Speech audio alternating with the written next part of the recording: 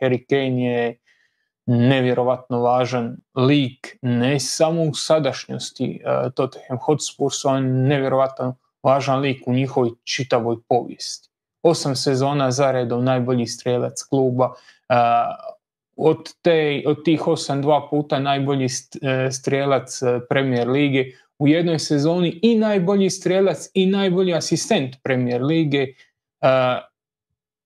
najbolji strelac Premier lige u povijesti poslije Alana Shearera, znači drugi strelac čitave Premier lige, čovjek ima 30 godina.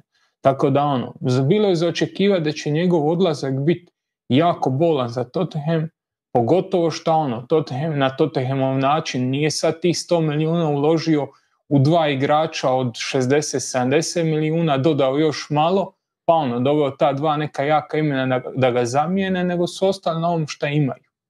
Tu negdje su ostali bez nekih sad prevelikih kapitalnih ulaganja i malo ko je očekivao da će Tottenham biti ovako visoko na tablici u ovoj prvoj trećini prvenstva. Je li Tottenham bolji bez Harrya Kanea?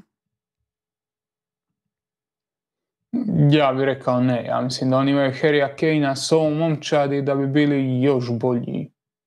Mislim, nije neka mudrost. Harry Kane je fantastičan napadač. Da, mislim, ali ono što smo pričali kad smo pričali o njemu, stvarno rijetko se događa da je neki Englez podcijenjen, ali za njega stvarno mislim da je jedan od tih igrača koji ne dobiva taj kredit koji bi trebao dobivati.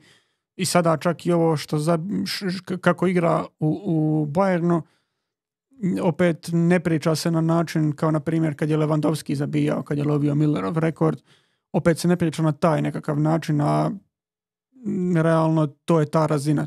Mislim, njegova golgeterska razina je na razini toga što je Lewandowski radio, uz sve ono drugo što on još radi na terenu, što Lewandowski nije radio u Bayernu, ali to smo pričali o toj Harry Kane epizodi, tako da sve se to može pogledati, tamo ne treba ponavljati.